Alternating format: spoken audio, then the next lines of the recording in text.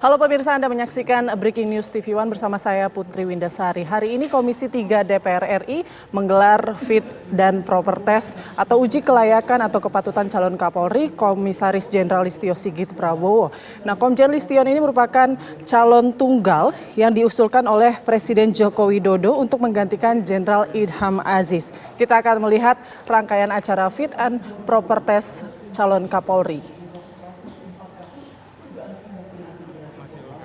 Organisasi melalui 4 program, yaitu program penataan kelembagaan. Secara fundamental antara lain diwujudkan dengan penguatan Polres dan Polsek sebagai lini terdepan pelayanan Polri melalui pemenuhan 1 kecamatan dan 1 polsek yang kami lakukan secara bertahap, serta menjadikan polsek sebagai basis resolusi dengan memprioritaskan kegiatan Harkantipmas, sehingga ke depan di beberapa polsek-polsek tertentu tidak lagi kita bebankan dengan tugas penyidikan, sehingga di polsek tersebut nantinya hanya dibebani dengan tugas preventif dan preventif, dan juga penyelesaian masalah dengan cara restoratif justice. Untuk penegakan hukum di wilayah-wilayah tertentu secara bertahap akan ditarik ke tingkat Polres, sehingga dengan demikian kami harapkan sosok polsek di era ke depan akan lebih dekat dengan masyarakat karena mereka melakukan upaya-upaya yang bersifat pencegahan. Mereka melakukan upaya-upaya pemecahan masalah dengan musyawarah, dengan kegiatan-kegiatan yang bersifat restoratif justice, dan hal-hal yang tentunya mengutamakan kegiatan-kegiatan yang menghindari penegakan hukum. Selain itu, penguatan struktur organisasi Polri juga dilakukan dengan pengembangan SOTK yang berorientasi pada tantangan tugas ke depan, terutama dalam menghadapi kejahatan cyber, kejahatan korupsi, kejahatan berintensitas tinggi, penanganan bencana alam, konflik sosial, dan kejahatan lainnya. Ke depan, karena memang kejahatan cyber ini menjadi tantangan, maka di level Polda tentunya akan ada direktorat tersendiri, demikian juga nanti di Polres yang khusus menangani ini. Kemudian terkait dengan korupsi, kami akan mengembangkan sehingga di dalamnya ada fungsi pencegahan, fungsi penyelidikan di luar tentunya fungsi penegakan hukum. Ke depan, satker-satker lain juga akan terus kita kembangkan, diantaranya dengan penguatan struktur pada fungsi BRIMOB, serta fungsi penanganan kejahatan-kejahatan lain,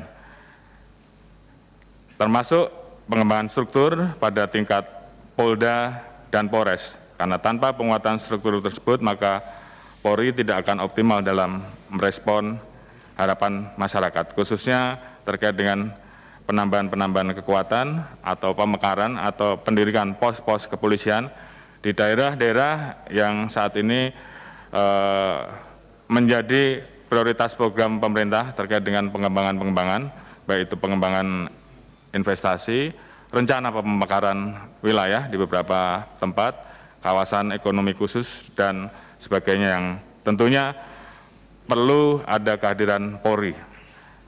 Kemudian hal yang juga menjadi perubahan adalah di bidang pelayanan publik. Dalam rangka menjadikan Polri sebagai organisasi yang lebih melayani, maka perlu dilakukan penataan ulang HTCK di bidang pelayanan. Penataan ini dilakukan agar pelayanan kepada masyarakat dapat dilakukan secara mudah, cepat, transparan, akuntabel, dan tentunya terpadu. Kemudian yang kedua, program perubahan sistem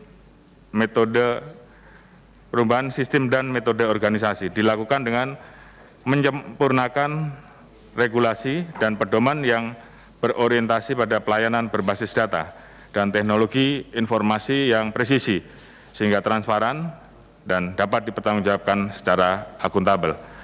Hal ini tentunya untuk menjawab tantangan Polis 4.0 yang selalu mengedepankan teknologi informasi dan meminimalisir interaksi langsung yang memungkinkan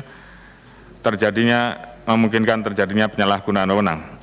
Yang ketiga, program untuk menjadikan SDM Polri yang unggul di era 4.0 dilakukan dengan kegiatan peningkatan kuantitas dan kualitas SDM Polri melalui pemantapan rekrutmen proaktif, di mana Polri secara aktif melakukan jemput bola, mencari dan mendapatkan SDM yang memiliki talenta khusus, memiliki prestasi, terlebih yang memiliki kemampuan teknologi, namun tentunya tetap mengakomodir putra-putri di pulau terluar dan suku asli untuk menjadi anggota Polri, di mana mereka nanti kita rekrut karena memiliki kemampuan khusus dan nanti ke depannya kita tugaskan kembali ke wilayah dan melaksanakan tugas sebagai Babin Kamtibmas. Upaya mewujudkan SDM yang unggul melalui penataan kembali kurikulum dan mutu pendidikan lembaga pendidikan, sehingga menjadi standar polisi yang berkelas dunia atau world class standard, serta perluasan kerjasama pendidikan baik di dalam maupun di luar negeri. Diharapkan SDM Polri memberikan pelayanan yang terbaik kepada masyarakat dengan keunggulan yang dimiliki oleh seluruh personel. Kemudian pemenuhan jumlah personel sesuai kebutuhan prioritas juga menjadi konsen dengan mempertimbangkan karakteristik kerawanan daerah, termasuk tentunya pemenuhan Babin Kamtibmas yang memiliki kemampuan komunikasi dan penggunaan teknologi informasi pada satu desa, satu kelurahan, satu Babin Kamtibmas. Kehadiran Babin Kamtibmas di seluruh pelosok negeri tentunya akan menjadi problem solver terhadap permasalahan Kamtibmas yang terjadi di masyarakat. Dalam rangka memenuhi hak penyandang disabilitas, Polri juga akan memberikan kesempatan kepada masyarakat yang berkebutuhan khusus untuk mengabdi sebagai ASN Polri sesuai kompetensi. Mereka nanti bisa bertugas di bidang administrasi, di bidang pelayanan-pelayanan, analisa yang terkait dengan teknologi informasi, ataupun disesuaikan dengan posisi-posisi yang memungkinkan untuk saudara-saudara kita tersebut. Penataan pengelolaan SDM melalui peningkatan sistem manajemen karir berbasis kinerja dilaksanakan dengan sistem credit point, sehingga dalam hal ini tentunya akan berbeda penilaian seorang yang memiliki kinerja sebagai penjinak bom dengan seorang pelaksana yang tentunya hanya melaksanakan tugas rutin. Tentunya tidak sama penilaian kinerja seseorang yang melaksanakan tugas di daerah-daerah tertentu yang memiliki kerawanan tingkat tinggi seperti Poso dibandingkan dengan di wilayah-wilayah biasa. Penyempurnaan program manajemen talenta untuk mendorong kompetisi yang sehat, serta memberikan kesempatan dan panggung yang sama untuk berkarya, termasuk tentunya bagi Polwan yang sampai saat ini masih terbatas. Pembinaan karir ini juga dilakukan untuk mempersiapkan kepemimpinan Polri yang melayani dan bersifat transformatif. Kemudian dalam rangka pengelolaan SDM yang humanis, maka peningkatan kemampuan kompetensi perlu dibarengi dengan internalisasi nilai-nilai etika, mengembangkan hubungan kerja atasan dan bawahan yang berorientasi nilai-nilai tribata, catur prasetya, dan mempercepat pembentukan mental dan karakter personel Polri yang berbudaya dan menghormati hak asasi manusia. Ini juga kami inginkan bahwa ke depan kita bisa melahirkan model-model pemimpin yang melayani. Pemimpin yang melayani masyarakat, pemimpin yang melayani anak buahnya. Selanjutnya untuk meningkatkan motivasi dan kinerja, maka pemenuhan kesejahteraan personel Polri harus diperhatikan, khususnya terkait dengan masalah perumahan, pelayanan kesehatan, dan hak-hak pegawai lainnya. Tentunya pendampingan perumahan Polri akan kita laksanakan melalui kerjasama dengan Asabri, mempersiapkan asrama-asrama dengan Kementerian PUPR, kemudian bagaimana kami nanti akan bekerja sama dengan dunia perbankan dan para pengembang sehingga anak buah kami bisa mendapatkan kemudahan untuk mendapatkan fasilitas kredit atau pinjaman untuk mendapatkan rumah-rumah yang tentunya layak untuk anggota kami. Sedangkan peningkatan terkait dengan pelayanan kesehatan melalui standarisasi rumah sakit Polri dan tentunya peningkatan kelas rumah sakit Polri maupun peningkatan kapasitas dan kemampuan rumah sakit Polri dalam penanganan penyakit. Diharapkan ke depan anggota Polri yang berdinas di daerah terpencil akan bisa mendapatkan pelayanan yang sama dengan teman-temannya yang melaksanakan dinas di daerah perkotaan karena memiliki standar rumah sakit yang sama. Sehingga tidak perlu repot-repot anggota dari daerah tertentu yang terpencil harus berangkat ke kota untuk mendapatkan standar pelayanan rumah sakit. Ke depan standar ini kami akan buat untuk sama sehingga di samping bisa untuk melayani anggota, tentunya juga untuk melayani masyarakat yang ada di sekitarnya. Bagaimana kemudian kita menyiapkan anggota kita yang akan masuk ke masa purna untuk dipersiapkan menjadi para pelaku wirausaha ataupun tentunya mereka bisa berkarya di tempat lain yang memang mereka inginkan. Kemudian yang keempat, program perubahan teknologi kepolisian modern di era polisi 4.0. Ini memiliki sifat yang mendesak, dilaksanakan dalam sebuah platform yang secure, safety, dan kredibel, dengan memberikan perhatian khusus dalam penyatuan sistem informasi kepolisian yang terintegrasi, yang dilakukan melalui revitalisasi Command Center Polri, termasuk mendorong terbentuknya regulasi yang mewajibkan pemasangan CCTV bagi instansi pemerintah, swasta, masyarakat, sehingga bisa dilakukan konektivitas yang terintegrasi. Jadi ke depan beberapa waktu yang lalu kita sudah pernah coba di wilayah Sulawesi Selatan, kemudian DKI, namun ke depan kita ingin bahwa program integrasi ini CCTV yang ada di swasta, di mal, di pemerintah daerah, di rumah-rumah, di lembaga-lembaga pemerintah, ini bisa kita konekkan sehingga kita akan mempermudah untuk melakukan identifikasi terhadap para pelaku kejahatan yang tertangkap gambarnya oleh CCTV tersebut. Jadi ke depan kita akan mengerjakan program tersebut. Tidak lupa sebagai upaya mempermudah akses masyarakat dan mempercepat respon Polri ketika dibutuhkan masyarakat, maka akan kita lakukan penataan kembali layanan darurat ataupun hotline kepolisian dengan pemberlakuan nomor tunggal secara nasional dalam rangka merespon cepat aduan masyarakat. Jadi diharapkan ke depan masyarakat bisa mendapatkan pelayanan Polri semudah memesan pizza,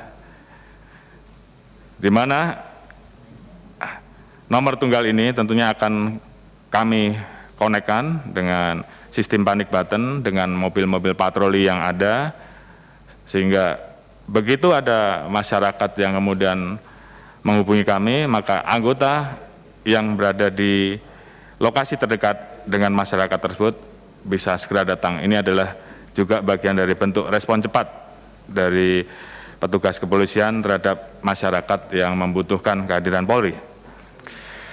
Hal ini akan dilaksanakan secara bertahap, meliputi dukungan penguatan peralatan sesuai dengan karakteristik kerawanan daerah, bagaimana di daerah konflik, di daerah rawan bencana, kepulauan, perbatasan, dan lain-lain yang tentunya memiliki karakteristik wilayah yang membutuhkan sarana prasarana yang tentunya berbeda dengan wilayah-wilayah yang lebih aman.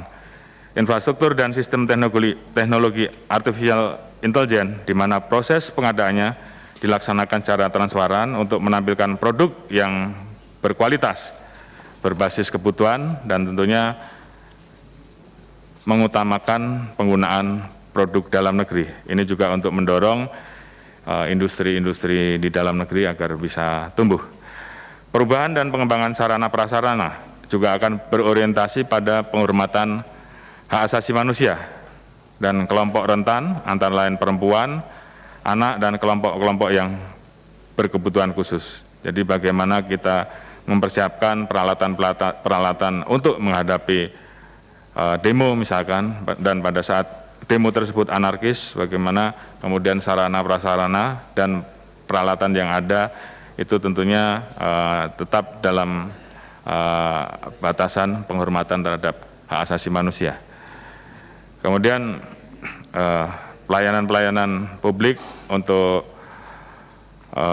mempersiapkan kelompok-kelompok berkebutuhan khusus ini tentunya akan kami hadirkan di seluruh etalase pelayanan kami.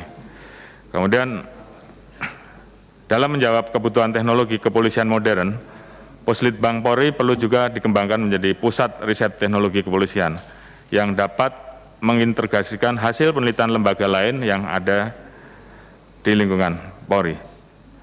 Jadi ke depan tentunya Puslitbang bisa betul-betul melaksanakan tugasnya untuk mempersiapkan apa yang diperlukan terkait dengan sarana, prasarana, dan juga menguji kajian-kajian sehingga setelah lolos uji itu betul-betul bisa dimanfaatkan, digunakan oleh anggota yang sedang bertugas dengan aman. Kemudian transformasi operasional dilakukan dalam rangka memantapkan kinerja Polri dalam memelihara stabilitas Kamdagri maupun mendukung program-program pemerintah yang dilakukan dengan 6 program, yaitu pertama, program pemantapan kinerja Harkaptimas dengan mengedepankan pemulihan prediktif yang dititik beratkan pada optimalisasi sistem deteksi aksi berbasis data dan informasi kejadian aktual dalam rangka pemetaan situasi Kamtibmas, pemantapan interaksi dengan pemangku kepentingan yang berorientasi partisipasi dan problem solving, memastikan kualitas kehadiran Polri di tengah masyarakat, serta mengoptimalkan program unggulan Polri yang tentunya tetap mengedepankan kearifan lokal seperti Kampung Tangguh, Kampung Siaga, Kampung Bebas Narkoba. Jadi hal-hal ini bagaimana upaya untuk mewujudkan kegiatan-kegiatan yang bersifat melibatkan kearifan lokal, partisipasi masyarakat, ini akan terus kita lakukan. Bagaimana dalam situasi seperti ini anggota bisa mengajak partisipasi masyarakat untuk menjaga agar di suatu wilayah tetap bisa mempertahankan dari zona hijau tetap menjadi zona hijau atau menurunkan dari zona merah menjadi zona hijau. Terhadap anggota-anggota yang bisa melakukan ini tentunya ke depan kita akan berikan reward. Kemudian bagaimana penguatan partisipasi masyarakat dalam skema masyarakat informasi di ruang cyber dioptimalkan melalui kampanye cyber guna meningkatkan kesadaran akan pentingnya keamanan data pribadi dan budaya etika bermedia sosial, tentunya tanpa menutup ruang kreativitas, disertai dengan pelibatan polisi dunia maya atau disebut virtual police. Selama ini masyarakat mengenal cyberpolis yang biasanya mereka melakukan penegakan hukum, tapi dengan virtual police maka akan lebih mengarah pada hal-hal yang bersifat edukasi. Pembelajaran melibatkan masyarakat, melibatkan influencer yang memiliki follower cukup banyak untuk memberikan edukasi tentang bagaimana beretika, berbudaya yang baik dalam penggunaan media sosial. Kemudian pemeliharaan Babin Kaptimas juga dilakukan melalui penguatan Babin Kaptimas dengan pemanfaatan personal smart tool yang diimplementasikan melalui revitalisasi Bimas Online System dan menjadikan Babin Kaptimas sebagai sahabat dan pusat informasi bagi masyarakat serta problem solving. Jadi bagaimana seorang Babin Kaptimas dengan disertai smart tool bisa mendapatkan informasi-informasi dari pusat dan pada saat mereka nanti berhadapan dengan masyarakat, mereka bisa menjelaskan tentang kondisi apa yang dihadapi saat ini sehingga masyarakat kemudian bisa memahami dan kemudian bisa melakukan hal-hal sesuai dengan apa yang diharapkan dalam rangka upaya untuk pencegahan terjadinya situasi pelanggaran terhadap Kamtibmas. Upaya pemeliharaan Kamtibmas dengan pengaruh utamaan moderasi beragama dalam memperkokoh NKRI. Jadi perlu dilakukan kolaborasi dengan tokoh agama, tokoh masyarakat, ormas-ormas berbasis keagamaan, dan para pemangku kepentingan lainnya, termasuk melibatkan para ahli dan civil society dalam upaya meningkatkan kesadaran masyarakat di atas pemahaman Pancasila sebagai ideologi negara yang memberikan jaminan keamanan kepada seluruh masyarakat, termasuk tentunya jaminan untuk bisa beribadah. Jadi di sini bagaimana upaya Polri untuk bersinergi dengan tokoh-tokoh agama yang ada. Kalau di wilayah Banten dulu dikenal dengan sinergi umaroh dan ulama. Ini akan kita lakukan sehingga ke depan kita bisa mencegah bersinergi dengan masyarakat yang ada terkait dengan hal-hal yang akan berdampak kepada intoleransi dan radikalisme. Kemudian terkait pemeliharaan Kamtibmas dari bahaya terorisme, upaya deteksi aksi menjadi langkah utama untuk mengedepankan pendekatan lunak, yang tentunya kita melakukan hal ini bekerja sama dengan BNPT, pelibatan civil society, tokoh-tokoh masyarakat, tokoh agama yang perlu kita optimalkan, dan dalam pembinaan masyarakat dengan sasaran kesejahteraan, psikososial, dan doktrin, termasuk melibatkan rekan-rekan mantan napiter untuk bisa membantu memberikan edukasi agar masyarakat di sekitarnya tidak terpapar aliran baik itu radikalisme ataupun ajaran-ajaran yang mengarah kepada terorisme. Namun, apabila berpotensi mengganggu keamanan dan keselamatan rakyat, maka Polri tetap akan melakukan tindakan tegas sesuai dengan hukum yang berlaku. Kemudian penanganan terhadap gangguan kelompok kriminal bersenjata. Di samping penggunaan kekuatan dalam bentuk kegiatan operasi yang selama ini kita laksanakan, kita juga akan mencoba untuk melakukan kegiatan secara sistematis dan berkelanjutan dengan berbasis deteksi, dengan mengembangkan potensi masyarakat melalui kegiatan Bimas Pionir, agar kebijakan yang diterapkan berorientasi pada masyarakat dapat menempatkan legitimasi publik serta tentunya bekerja sama dengan des-des yang ada. Jadi bagaimana permasalahan di daerah-daerah tertentu yang sebenarnya ada yang masalah utamanya adalah ekonomi, jadi bagaimana kemudian kita menggerakkan Bimas Pionir ini untuk kemudian bisa menumbuhkan jiwa-jiwa dan semangat untuk menjadi petani, entrepreneur, dan sebagainya. Hal-hal tersebut menjadi wajah baru di luar wajah-wajah pendekatan penggunaan kekuatan, yang tentu ini harus dilakukan secara seimbang. Kemudian Polri menjamin keamanan agenda nasional dan internasional, sehingga pemilu 2024, PON ke-20, MTQ, dan event-event internasional lainnya dapat berjalan sesuai dengan rencana yang diprogramkan. Kemudian peningkatan sinergitas dan kolaborasi dengan TNI. Ini mutlak diperlukan, karena melalui kolaborasi kegiatan Harkaptimas, pendidikan dan pelatihan terintegrasi maupun kegiatan inovatif, pengembangan nilai-nilai integrasi sampai kepada level pelaksana. Sementara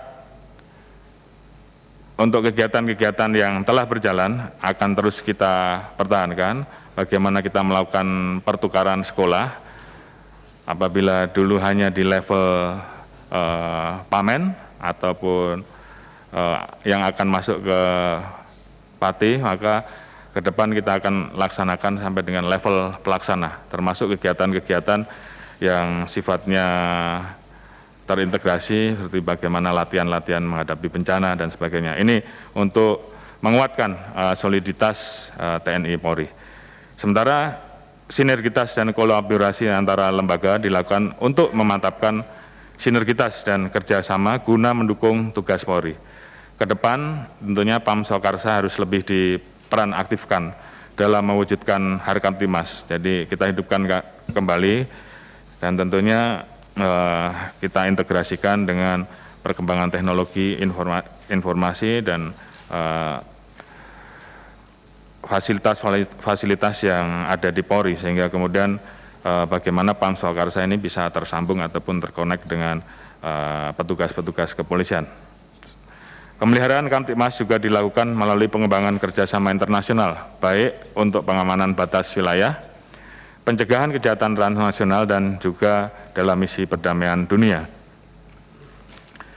Program peningkatan kinerja penegakan hukum dilakukan untuk mewujudkan penegakan hukum yang memenuhi rasa keadilan masyarakat dengan mengedepankan instrumen hukum progresif melalui penyelesaian perkara restoratif justice. Upaya mewujudkan kepastian hukum dilakukan dengan memberikan ruang yang lebih luas dalam implementasi keadilan restoratif dan problem solving. Penegakan hukum hanya sebagai upaya terakhir dalam penyelesaian masalah-masalah tertentu, manakala di dalam prosesnya mengalami kebuntuan. Jadi ini adalah wajah baru yang akan kita kembangkan. Selain itu, proses penegakan hukum harus dapat diawasi melalui optimalisasi manajemen penyidikan guna menghindari proses hukum yang berlarut-larut. Dengan menggunakan elektronik manajemen penyidikan, maka masyarakat bisa mendapatkan informasi secara online mengenai perkembangan SP2HP, bagaimana progres penyidikan, dan juga masyarakat bisa menuliskan komplain atau keluhan terkait dengan penanganan kasus yang sedang ditangani oleh penyidik, dan ini akan direspon karena ini termonitor oleh para pimpinan, sehingga ini juga sebagai fungsi kontrol. Penegakan hukum tidak boleh mengganggu inovasi dan industri kreatif yang memberikan kontribusi kepada perubahan dan kemajuan kehidupan masyarakat. Jadi tindakan kepolisian harus dapat mendorong kemajuan, bukan mengganggu hadirnya inovasi dan kreativitas yang hidup di masyarakat. Sebagai contoh, bila masyarakat memiliki kemampuan untuk melakukan inovasi, berkreativitas, kemudian menciptakan suatu produk atau inovasi, namun mungkin masyarakat atau saudara kita tersebut belum sempat mengajukan izin. Jadi Polri di dalam pelaksananya jangan kemudian setelah melihat yang seperti itu kemudian main tangkap.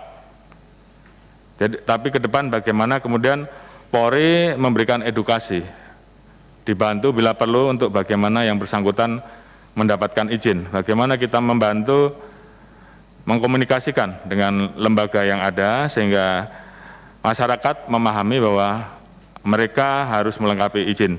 Jadi hal-hal seperti ini tentunya akan kita budayakan. Tentunya apabila inovasinya ataupun kreativitasnya itu membahayakan kesehatan, membahayakan keselamatan masyarakat, maka kita akan tetap lakukan penegakan hukum. Polri juga tidak boleh menjadi alat kekuasaan karena sejatinya Polri adalah alat negara. Oleh karena itu, setiap tindakan Polri harus ditujukan untuk mendukung kemajuan Indonesia dalam bingkai NKRI. Kemudian khusus di bidang lalu lintas, penindakan pelanggaran lalu lintas secara bertahap akan mengedepankan mekanisme penegakan hukum berbasis elektronik atau biasa disebut dengan ETLE, yang bertujuan tentunya untuk mengurangi interaksi dalam proses penilangan guna menghindari terjadinya penyimpangan saat anggota melaksanakan proses tersebut. Jadi ke depan saya harapkan anggota lalu lintas turun di lapangan, kemudian mengatur lalin yang sedang macet, dan tidak perlu melakukan tilang. Ini kita harapkan menjadi ikon perubahan perilaku Polri, khususnya di sektor pelayanan lini terdepan, yaitu anggota-anggota kita di lalu lintas. Penegakan hukum tindak pidana korupsi ke depan akan lebih mengutamakan pencegahan dan pemulihan kerugian negara atau asset recovery dengan saling mendukung bersama APH lain seperti Kejaksaan dan KPK. Dan tentu kita terus melakukan penegakan hukum tindak pidana korupsi secara profesional dan proporsional. Penegakan hukum tindak pidana terorisme dilakukan secara tegas dan terukur, namun tentunya dengan tetap menghormati hak asasi manusia. Penahanan dijadikan sarana sebagai edukasi melalui pendidikan-pendidikan dengan melibatkan pesantren-pesantren dan tokoh-tokoh agama untuk ikut terlibat di dalamnya. Penanganan kejahatan pada ruang cyber yang mengedepankan edukasi kepada masyarakat akan terus ditingkatkan, khusus terhadap kasus yang menjadi perhatian masyarakat seperti kejahatan jalanan, kejahatan ekonomi, dan tindak pidana narkoba. Polri akan memberikan perhatian khusus dan bertindak tegas. Tidak ada toleransi dan tidak boleh ada ruang bagi bandar narkoba di negara ini. Termasuk anggota Polri yang terlibat di dalamnya, pilihannya hanya satu, pecat dan pidanakan. Jadi kami tidak main-main dalam hal ini. Kami akan buktikan.